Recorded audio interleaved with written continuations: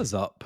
People of the internet, it is Dave, it is Duncan, back from Metal People of the galaxy, Dave. of the Galaxy. I like They'll it. understand when they hear it. Let's just presume for a second that maybe this review is being looked at from people somewhere else on planet Earth. All right. Okay. Oh, yes. We are back for another album review. We are here to talk about the brand new album from Italian, that's right, Italian progressive Avant Metal Duo, GOTHO. The band's new album, Gothron Versus Fartark, will be released on November 15th via Supernatural Cat. Thank you. All the effects on this. This is like no expense. I mean, spared no expense. It's like Jurassic Park. I mean, spared no expense. Here we go. So, GOTHO are an instrumental duo formed in the summer of 2020 by What was Fabio. happening in the summer of 2020? I don't know. That two crazy kids will get together and just start doing this shit. Something went down. I don't know. By Fabio Cuomo. I mean, come on, what we're doing it, Fabio on synthesizers and electric piano, and Andrea Peraccia on drums. The band became instantly recognizable for their ability to explore an incredibly wide range of musical genres, defying any attempt at categorization. Gothron Versus Fartark pushes further the boundaries of the duo's creativity, taking them into new, imaginative and experimental sonic territories. Set in a sci-fi context, the album narrates an epic battle between two robotic entities, Gothron and Fartark, fighting for the survival of their respective worlds and control of the Logtark world. Through a series of trials and challenges, Gothron, the saga's protagonist, ultimately defeats Fartark, preventing the destruction of the universe. Spoiler alert. I mean, what we're doing here. The album stands out for its use of synthesizers, electric piano, trumpet, drums, and featuring prominent use of the vocoder. Yes. That's literally not a vocoder works, but it's fine. Well, you're just showing your ignorance. We're adding in the expense. That's the expense stuck. I need the visual element that wasn't me pretending to touch a button and go, hello. Like, you know what I mean? That's my vocoder.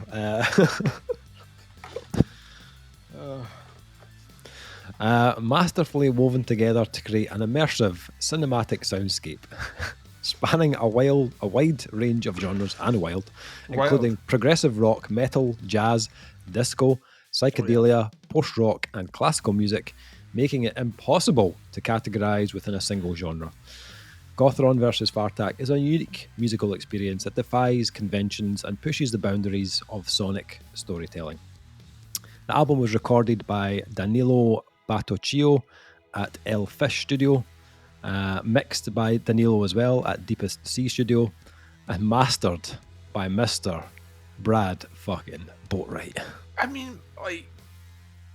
Cheers, Brad. He's already... Like, yeah, cheers. We love you, Brad. He's already a cool fucking dude, right? Yeah. Brad Boatwright. He's one of the coolest dudes walking the planet, right? Yes. Yeah, I would have loved to be a fly in the wall of the room when he was like that. Right, I'm just going to see what this sounds like and put it on. He's like, cut to 41 minutes later. He must have had a fucking riot working on this. I also kind of feel this might have been, like, I'd be curious. One day we'll revisit a chat with him. Yeah. Because there's only two musicians here. And one of them is predominantly a digital-based instrument. Yeah. I'm going to say this might have been an easier job than a fucking three-piece sludge band. Maybe. But I'm going to come to the overall levels of the album and how much they work for me later on. Okay. Hold on that motherfucker. We recently played one of GOTHO's tracks on our monthly podcast. First fight in Planet Disco Dance. Yes. Which we also watched after the podcast. We watched the video for. And Fell in fucking love, Dave. Is what happened. we know I love duos. Okay, that's like a given. But if there's one person out there that loves him some synthesized music more than most, it is you, Duncan. Me. So I am very interested and excited to hear how you got on with GOTHO's second album, Gothron Versus Fartark. Tell me about it. Tell me a wee story. I'll tell you a wee story. On many occasions, Dave, some random stranger will walk up to me and say, "Weren't you that guy that used to review for Rock and Roll Reviews?" And I'll be like, "Yeah, that was me back in the day. Many years ago, let me spin you a yarn. Many years ago, I used to review for this other site." Yep. Yes, granted, it's the same two people. But it was a different site back then. Yep, but didn't you go off into the wilderness? And I was like, yes, I went off to the wilderness. I gave up my earthly possessions. I became a bit of a hermit. I've turned my back on music reviews. And then it would say, well, why? Like, because you do metal. Of course I do Metal Epidemic, but why are you back? And I say to them, dead in their eye, to find bands like GOTHO. This is why we do this shit. Any other walk of life would we have come across this album? Never. No. And like, how many times have we said that in the last, fucking 4 years of doing this shit, right? How many times have we said, had it not been for us coming back together and doing reviews, we would never have found these bands. Like, the genre is so huge and so expansive now, and there's so many bands out there doing it themselves and like are doing it on smaller labels that don't get press or PR time on the level of larger bands, that there's genuinely not enough oxygen to talk about them. So when these things come across and we get the chance to sit down and listen to them, and there's like some sort of spark of connection, I get fucking giddy. Like, I'm like, give me it now. And first fight in Planet Disco Dance was an entertaining amuse bouche. You know what I mean? It got me interested, but I did kind of think, what's the rest of the meal going to be like? In that conversation, you'd mentioned certain things to me. You mentioned Genghis Tron, of which there is some of that in here. But you'd also mentioned like sim tracks. Maybe mentioned John Carpenter. And I love John Carpenter's soundtrack. I'm a huge John Carpenter fan, but I love his soundtracks. I think some are overrated. I actually think some of his best are the ones that are underrated. And there's a lot of that through here. I suppose the first one that jumped out at me to the point where I was like, fucking, that's the shit right there, is the longest track on the album, which is Mystical Training in Bothron's Lamorovan Cave After Death. Yeah. Thanks for that title, guys.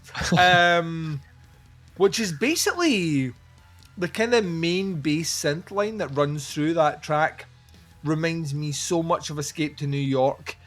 It took me like about 3 days to be like, it's fucking Carpenter, but I don't know what. And I was like, through my phone, I was listening to all these. It's like, it's not Assault on Precinct 13, it's not the fucking Fog. I was like going through that, and then I just got that hint of Escape from New York. I was like, that's the shit right there. And I actually think I may have mentioned Escape from New York when we were talking about Genghis Tron. So here's the linking tissue right through. Here's what GOTHO do really well, in a way which some people would just purely pass off as quirky nonsense, but I think is actually on some level a musical genius, is that they fully understand that to achieve heaviness is not about adding distortion. It's not about, making everything as ugly sounding as possible. It's adding weight to sound. And GOTHO add a lot of weight to sections of their music to give it the effect of what like a heavy guitar and a bass would do, locked into what the drums are doing, and the exploration of lead parts are led with, because we've seen the music videos, like 7 synths in front of him, some other hand doing something else. The beauty of this album is the dexterity in which the genres mingle. I I would be remiss if I didn't mention that this is not our first foray into instrumental soundtrack-based music. We've already, last year I think it was, reviewed, was it this year, the new Zombi album? Is that this year or last year? Last year. Oh. I think Potentially last year, maybe this year. I think it was this year. We've already reviewed that, and both of us reviewed it very highly, and that is an album that is designed like a soundtrack and shares some small DNA with this, in that it kind of follows that kind of late 70s, early 80s kind of sci-fi-esque soundtrack of like kind of B-movie status that you may see at a drive-through, or like some weird fucking cinema that's playing 3 movies in a row. So like it kind of follows in there, and their kind of synth work is not as avant-garde as this, but certainly emulates it. Yeah. But back in the day, Dave, back in those rock and reel review days, we reviewed Night Demon, Looks of Doom, which they had a fucking Finnish band, maybe it was Finnish or Swedish, I can't remember. Finnish, maybe. Finland sounds right.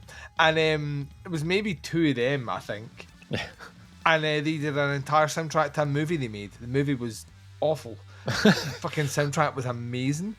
And it kind of had this sort of thing as well. It was kind of dystopian 80s retro synthwave soundtrack. It wasn't as avant-garde in this. I keep coming back to avant-garde because I think GOTHO are really masters of weaving styles in. Like you mentioned when you did that description there, the word jazz, and you might think that's a throwaway passy sort of comment. There are huge jazz sections in this where we just go for a wander with the synths and the drums are just feeling it in the background, and they make it just fit organically in the tracks. And the fact they can weave that through is a great testament to them. I'm just mentioning loads of bands because like it just reminded me of so much shit. But like when I was listening to this, I just kind of got excited by it. It's never repetitive in any way, shape or form, which is surprising because it's 2 musicians, realistically 2 instruments, although one instrument has infinite sounds. I was surprised by the way they just kept mixing things up, whether that's on tracks like Second Fight and Planet Disco Dance. That's right, we go back for seconds, round 2 if you will, the rematch. And in that one, it's kind of almost a play on the first fight and Planet Disco Dance, but this one here has like more elaborate percussion. There's kind of smaller kind of toms being played and all the rest that they keep springing things out. There's kind of maraca-esque sounds played at parts from the percussion, so it's not just a drummer just going, I'll just keep in time with the synth. They seem to just really want to explore sounds and textures and tones. Now, a vocoder, Dave, is when you speak into a microphone and you play it. Literally not that. You press a note on a keyboard and you speak in a microphone and you emulate the sound of that. But you can do weird voices like Transformers. We're going to come back to that as well, by the way, because I thought we'll pin that. It's used here. I'm generally not a fan of vocoders. I fucking hate them. I don't really like them. I think they're one-dimensional as fuck. And also they were so overdone in the 90s. Like, so, Cher ruined vocoders and auto-tune for everyone. And she can sing.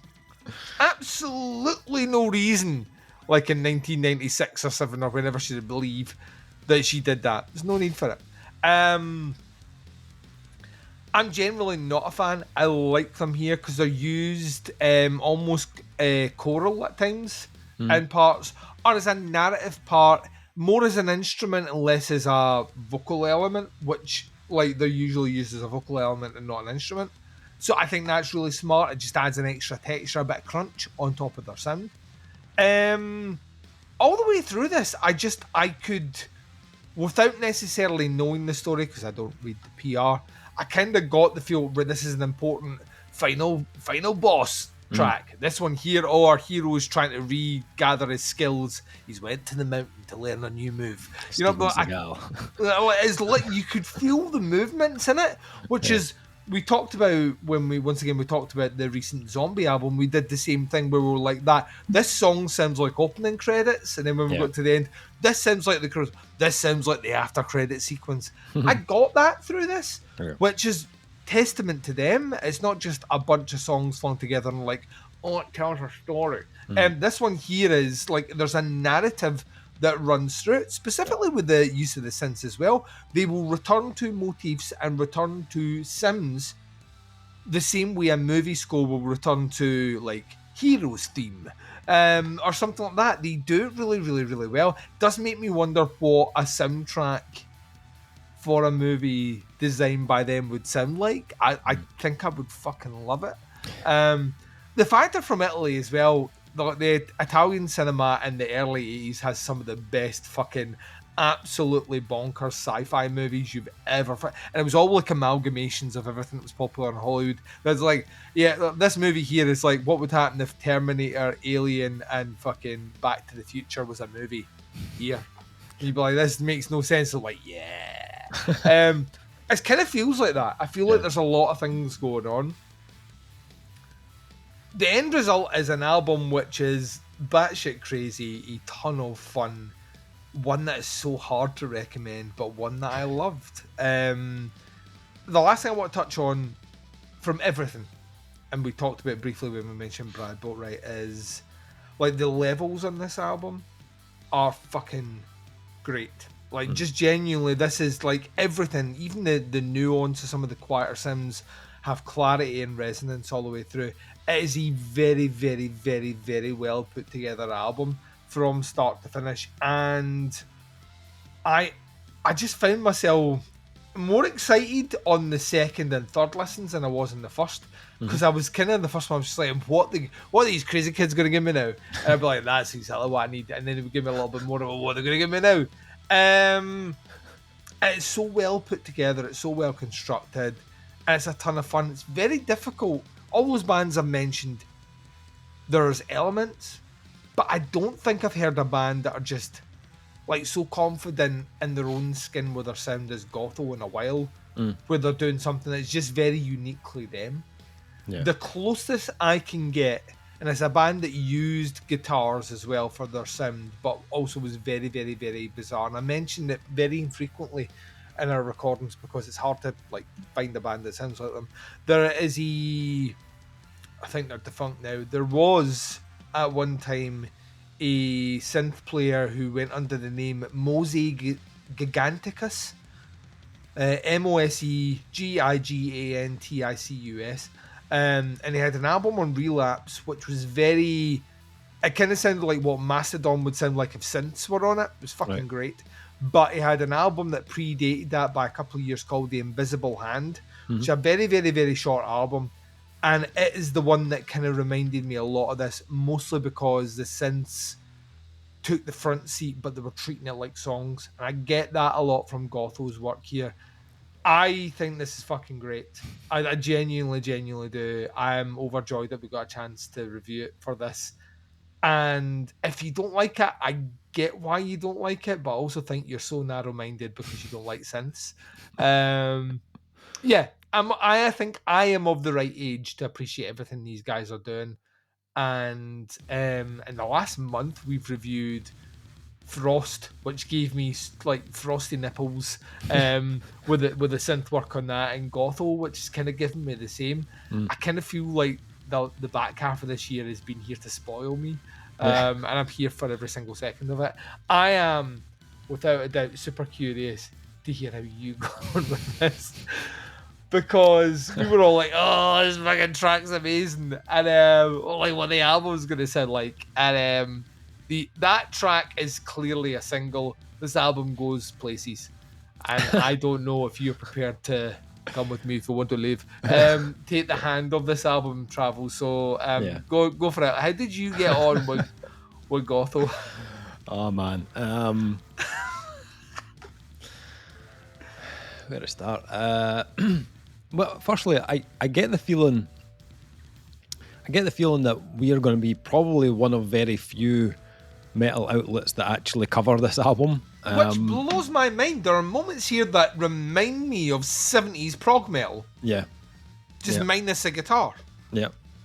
It's not an album that's really been talked about in a heavy way online at all. Like, if you Google this band and the album, apart from the websites that are selling the album, there's maybe 3 or 4 sites that have posted about this, like the band or like a single they've released from the album. And that's absolutely just tragic, because this is what's wrong with the music industry, Duncan. Yes, Dave, rant it. This is what's wrong. Like, websites and magazines that spend all their fucking time promoting generic, dull, run-of-the-mill piss water that sells... Predictable nonsense. We're like, 100%. Here comes the drop, here comes the chorus. Oh, you know what? Let's have a higher-pitched harmony chord. Oh, there it's there. There it's fucking there, Dave. These fucking bands that'll probably sell thousands of albums anyway without these websites behind them. But rather than do that, they don't promote bands like this. They don't get behind bands that are doing something a bit more out there, a bit more unique. But not this website, Duncan. Fuck no. We love the underappreciated and the bands that fly under the radar and the bands that no cunts are talking about. That's the shit that gets me excited. And when I saw the video for First Fight in Planet Disco Dance, I was kind of in at that point. I was like, okay, I don't know what the rest of the album's going to sound like, but this is a duo, first of all, which I love. 2 guys surrounded by instruments, synths, drums, fucking cables and boxes, doing everything. Fabio looks like he's got 5 arms, like just stretching between. He is the octopus of synth players. Multiple synths, and Andrea plays like Muppet from the fucking Animal from the Muppets. It's chaos, but it's kind of like controlled chaos, like from 2 guys that are really fucking good at what they do. And I ended up down a GOTHO rabbit hole. Right? Because I watched that video again after like we'd watched it, and then I was like, I wonder what else have they got on YouTube, what else can we check out? So I started watching other videos, and then I found a video called GOTHO Gata de Blanc, I think it was called. It's like a live in the studio type video. Cool. It's about 25 minutes long, and it's them playing this one song. It's like a massive sprawling piece with there's no cuts in it, nothing like that. No pre-recorded tracks, no loops, no overdubs, nothing like that. Just completely continuous for 25 minutes. And it's kind of fucking amazing. It's their ability to take you through both like immersive and innovative kind of sonic experiences is just awesome. And when I was listening to it, I was like, oh man, I could totally imagine like a proper show with this, like with like video footage of right in the background. Yeah, whatever the story or concept is, fucking mad lights and smoke machines and all that sort of shit. And that's kind of what these guys do. These guys aren't just musicians. They are creating a whole narrative and concept to go with their music. It's like the whole package. And that's exactly what Gothron Versus Fartark gives you. It takes you on that sci-fi immersed expedition of fucking effervescent sounds and dynamics. Just a whole album that takes you through that. And it's, as you said, it's not thrown together in a very like disordered manner. Like they aren't, it's not like this is like a freestyle album where we're just making shit up as we go along. It's not like that. This is all put together with just as much care as, you know, bands like Zombi or Genghis Tron or whatever. And yeah, you will hear influences on this album for sure. You will pick out moments that will be like, oh yeah, that is like Zombi or John Carpenter or Goblin or whatever. But I kind of love the fact that it never feels like they're creating an imitation of that. Yeah. They have their own style, their own way of kind of conveying their sound that sits weirdly in this like amalgam of both kind of retro and modern. Like there was moments in this where like they hit you with a synth that you were like, that sounds like something from a fucking Frank Zappa album, like it that far back. And then they follow up with something else that's like, it could like that the album we reviewed, was that last year? There was a band called Reformat that we reviewed love last year. that. Yeah. The sounds on this that was kind of reminding me of that album as well. I was like, so it's like there's like old retro stuff, but then there's stuff on it that's quite current as well. But what I would say is different to a lot of those bands that I've mentioned is the kind of level of musicianship on this is just nuts, man. It's insane. And the drumming alone in this is fucking ridiculous. Andrea's kind of style of playing is very, very progressive. He is like flipping rhythms on their head, as well as time signatures. He's adding in like double bass drum patterns to sync up with all the little kind of synth accents. Or sometimes he'll just kind of groove a section to add, you know, that kind of impact to the track. And when I was listening, I was like, I could probably just sit and listen to this album and just appreciate the drums alone. Like, just listen to that. And, you know, all the little kind of fills and switches that he pulls. Like, the transitions on this, drumming-wise, is crazy. Like, he's gone from, like, disco beats into, like, off-time shuffles to syncopated grooves into jazz. Like, and as a drummer myself, and other, like, musicians listen to this, it's really, really fascinating to listen to.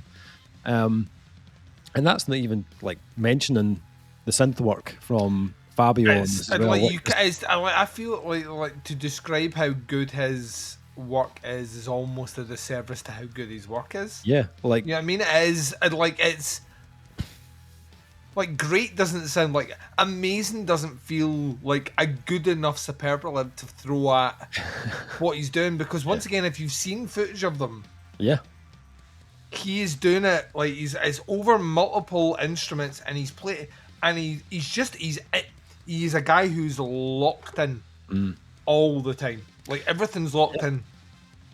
It's like, and there's so many genres involved in this. Like, it's like, and he's like kind of combining them all together and keeping it unified and cohesive at the same time. It's no surprise. I read that he did synths on a couple of the Elder albums. All right. Yeah. I was like, all right, well, that kind of makes sense. Yeah. Because, like, as I said, this guy is not just sitting in one particular style. He's playing in all sorts. He's guested on death metal albums and doom albums and sludge albums. A very kind of versatile musician and synth player. On Gothron Versus Fartark, though, he is in his element. Like, this is where he absolutely shines. Not just musically, but like compositionally as well. The way this album is laid out is in a way that gives you moments of kind of composure as well. So there are less kind of demanding tracks on this that are a little bit more reserved in between. So you've got like tracks like Crossing the Wormhole, or Invocation for Gothron's Rebirth, Celebration of Gothron's Victory playing the Stardust Bells, or even Celebration of Gothron's Power playing the Space Noir Trumpet. Like back-to-back tracks as well that have, like, basically are conveying the same message, but like, you get the movements between the tracks. Yeah, I like the fact some of those tracks were giving you a moment to kind of just reset, and then the bigger tracks would then follow and land with like even more kind of grandiosity, and every one of those tracks just like shifts so naturally into the next, and not in like a kind of like all joined up kind of way, because there are endings to a lot of these tracks, but the way they end and they glide into the next track just feels very seamless. And actually the way the album's last kind of quarter like played out, it worked really well, because an album of this style could have been a lot to digest, had the intensity been kept too high for too long. But the way they almost like they take their foot off the gas a little bit on tracks 7, 8, 9, and it actually makes it easier to continue like without feeling completely burnt out throughout the album. The last track, Gothron Armston, Let's Bow to Gothron's Power, does kind of like deliver the final like shot of Gotho madness like for the album's finale, so it does kind of go out with a bang as well. But I really enjoyed just the way this was kind of all pieced together. Production as well is just absolutely spot on. I I loved how organic it sounds. Like, although this band are heavily electronic and full of like synthesizers and stuff, there's a rich analog kind of feel to this, which gives the album a lot of character, which I really enjoyed.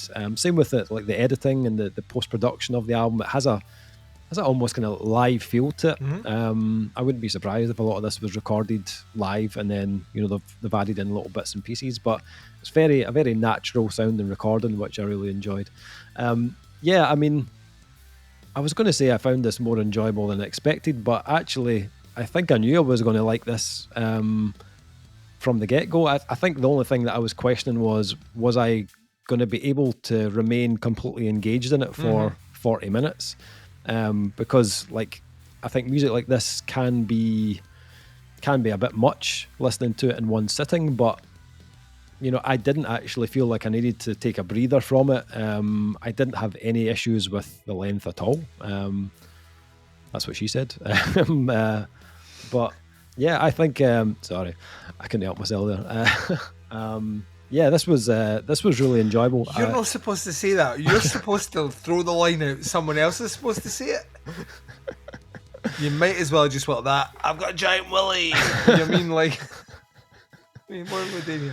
Yeah, but yeah, you need to check this one out. This was like really, really good. I really enjoyed this release, and I would 100% go and see this live. I think. Oh God, like, dude, if this comes within, like, let's 100 miles of where we live, we're traveling to see it, right?